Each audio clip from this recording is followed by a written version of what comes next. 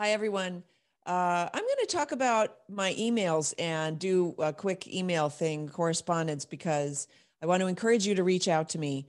I feel there is great value in conversation, which is why I talk so much. But I also listen. I also listen. Conversation is an exchange. And to that end, I want to bring up this thing that happened yesterday, which was really incredible, I have to say. I went to uh, not a graduation ceremony, but it's an end of year ceremony that Classical Conversations does with the seniors, wherein the seniors come and they do a thesis presentation. So for a good part of the senior year, they are developing a thesis, which is a 15 to 20 page document discussing any subject they want to discuss. And then they present. So they give a little bit of a 5-minute speech about what their thesis covered. And then they are asked questions by a panel of judges, typically 3 judges, in front of an audience. It's sort of like a PhD defense, except these are seniors in high school. So the questioning is not quite as withering and is really intended to support them and provide them. It's a valuable exercise for these young people to withstand some questions about things that they have put into words on paper, right? It is also part of the 3rd phase of education. So we've got the grammar phase where you learn just the definitions of things and building blocks, right? And then the dialectic phase of education, which is talking about, basically talking about those things and learning how they relate to each other and how to express yourself using those tools, the grammar that you've learned. And then the rhetoric phase is really about being able to impart information and teach what you know and express it.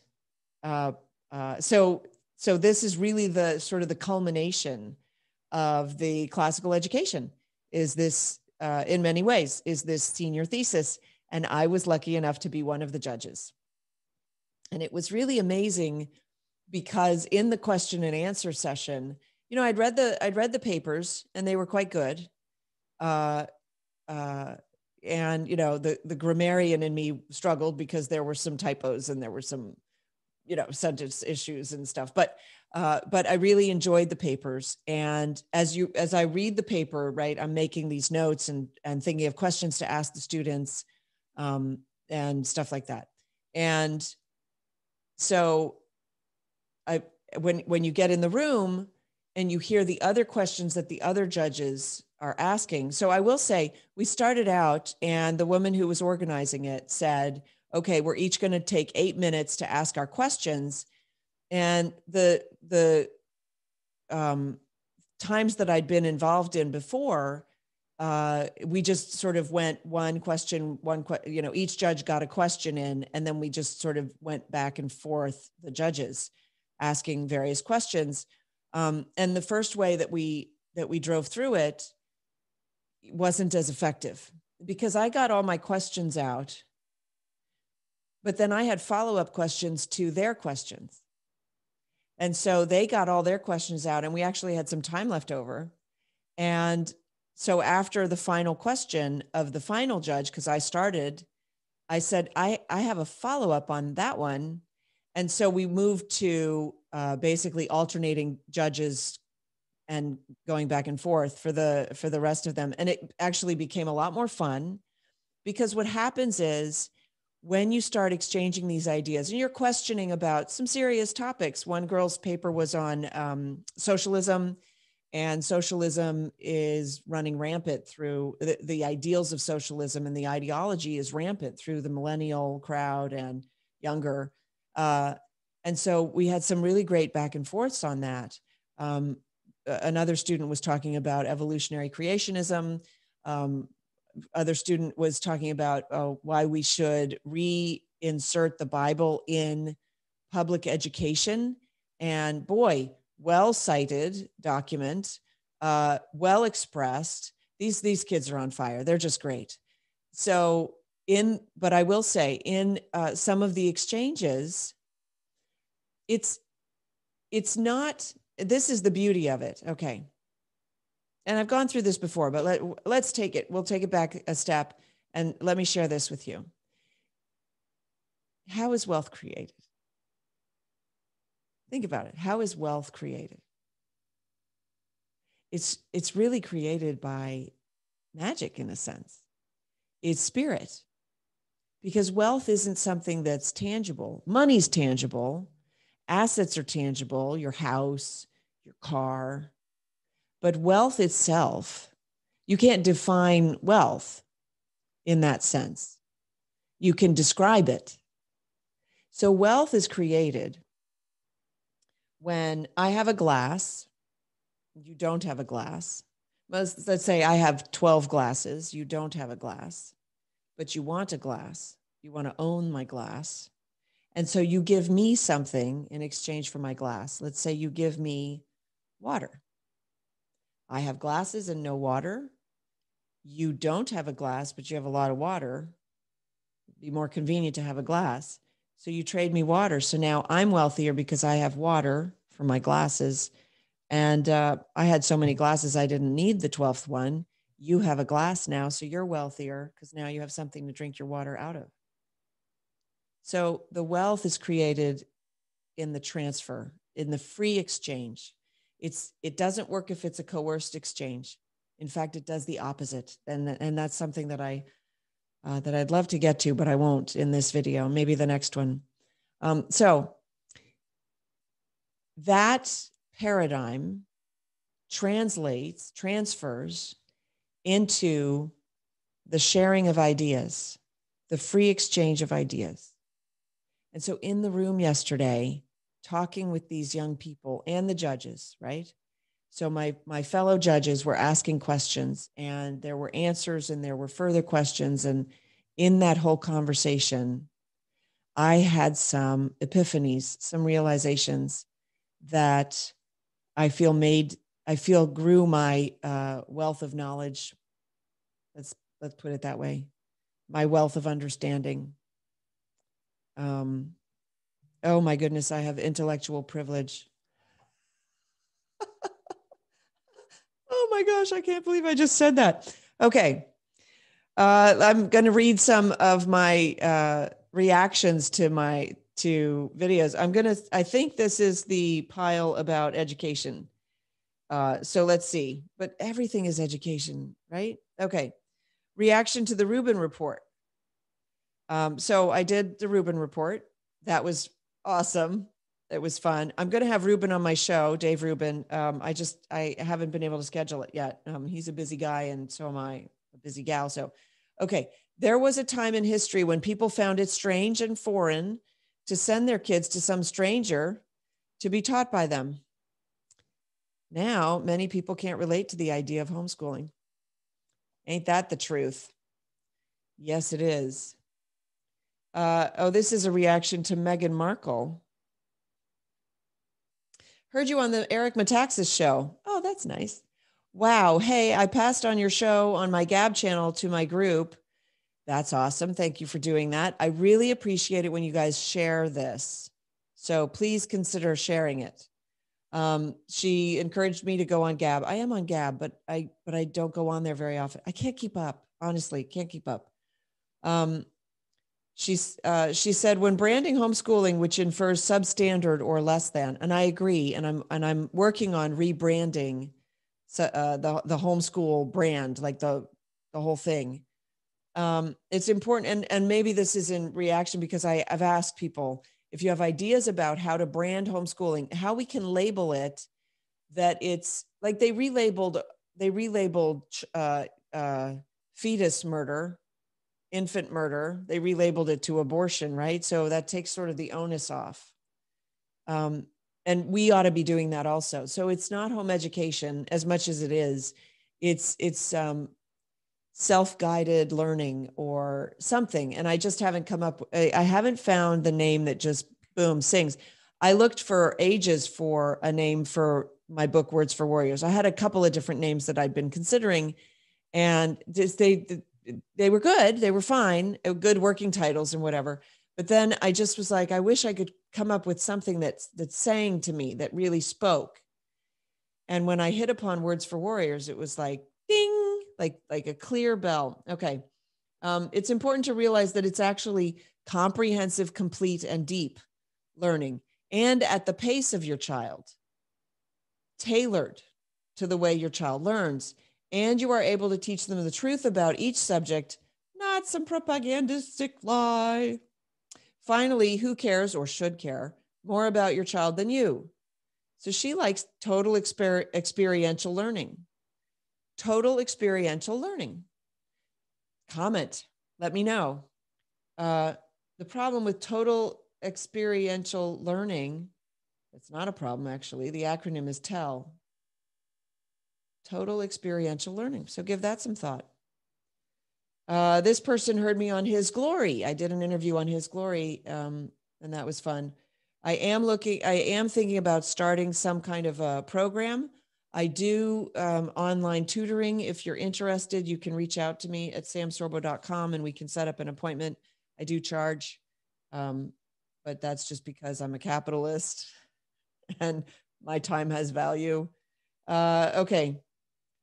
No. I listened to your podcast about Dr. Seuss and the book review with the economics professor. And this person says, I gave him pushback about the violence on the right. What about the KKK? Well, the KKK was Democrats. So I don't know what you want to say about that. But maybe we have to stop lying to people. KKK were Democrats. I found you through Ruben's panel on education. And I know there's a lie out there that says that all of the Democrats in the South traded and became Republicans, called themselves Republicans, and therefore the Democrat Party has no ownership of all the racism because they really are the Republicans in disguise or something ridiculous. It's ridiculous. You got to study history. You got to understand who voted for civil rights was Republicans, not Democrats. They stood in the way until Lyndon Johnson realized that it was a political winner for him, and then he changed, blah, blah, blah, all that stuff. Okay. Thank you, Sam, for being a light in the darkness. Oh, that's nice. She has no children or grandchildren, but she knows that her family members are educating their children at home, and she's grateful for that. So that's good. Kids are so happy and healthy. Be strong. Why did we pull this one out? I'm not sure. I marked these and I'm not sure why. Okay. Oh, I love this one. Wow. As a leftist myself, I didn't know this of myself. Yeah, well, sometimes you learn things. I know you're being snide. Oh, here we go. I have 30 years teaching experience and am absolutely dedicated to teaching and learning, which is the great passion of my life. God bless you. That's awesome. I've taught everything from 9th grade Spanish to graduate seminars in literature and the arts. My goal now, let me point out that is wonderful, because if you have something, if you have a knowledge base to impart, then you ought to be imparting it, right? That's how we grow. That's how we create more wealth of information, of knowledge, of intellect, okay? So this idea that we all have that somehow you need to be accredited with the right credentials, you should have knowledge and you should be tested on that knowledge by the people that you're trying to teach. But goodness knows we have a bunch of politicians out there making decisions for which they are not at all accredited. And we seem to be fine with that. So then why do we apply some weird standard to parents who want to educate their children themselves? And we say, but you don't have the qualifications to do that. No, I push back on that. So she's taught 9th grade Spanish and also graduate seminars in literature and the arts. Why? Well, she went and she gathered a bunch of information and then she shared it. That's how teaching works. Simply go gather the information and then share it. My goal is always to maximize real learning and the excitement for learning in order to open up the world to students. I've had success doing this largely by trying to tailor approaches to individual learners and settings. So she agrees with what I say in the introduction. She says, a child in our extended family is homeschooling, and I am to support that and support her. She's not sure about my other comments in the video. She takes offense or issue with some of my comments about disciplining and about socialization. Socialization. Yes, well, some children don't get socialized in schools. They are not disposed to being socialized in schools. And so issuing sort of a blanket statement that schools socialize children when their mandate is to educate, that's the mandate, not to socialize. That's what I struggle with. That said, I believe you ought to socialize your children, but not indiscriminately, which is what happens when you put them into a public school setting. Okay, that's it. This one I'm just going to go over because it's about my thing on Cardi B, Candace Owens, and herd immunity. Thank you. I've been tested 5 times with different types of tests for COVID, and they have all been negative, even though I don't wear masks and have been around many people who have had the virus. 2 are my kids that I live with. So 2 of her kids got the virus apparently, and must have tested positive, or she wouldn't say that. And by the way, yes, I know. Who knows if she's telling the truth, but she did write the email, so I'm going to read it. Natural immunity is definitely a real thing and needs to be factored in to the whole mess. That's another problem. And I played the clip on a previous show of one of I think she was a CDC doctor, who was saying it was a host on CNN, we need to get people vaccinated before they realize that, that COVID is basically going away. I can't remember the words she used, but they were very odd, that we need people to get vaccinated before they realize that they don't have to be vaccinated. That's frightening to me. That was my takeaway. And that was frightening. And so why wouldn't they need to be vaccinated? Well, maybe natural immunity. Maybe herd immunity is working. Natural immunity is definitely a real thing and needs to be factored into this whole mess. Also, I have heat problems. She's overweight. She's got immune issues. She still hasn't gotten the virus. Her doctors at Cleveland Clinic advised her not to, because they don't know how she's going to react to it. That's partly why I haven't gotten it. It's because I just don't know how I'm going to react to it. So there you go. Maybe I'm not allowed to share that with you. Who knows? Strange times we live in these days. Guys, thank you so much for joining me. Join me at mojo50.com weekly every Friday. I think 4:30 Eastern is when my show goes on for an hour. And so that's the full on radio. You can also get my podcast. And, Mike Gallagher has been hosting my podcasts for about a year now, I think, maybe over a year, actually. So kudos, grateful to him for doing that, and grateful to Salem Media for that. So you can get the podcast in full if you want and listen to it at twice the speed if I don't already talk fast enough for you.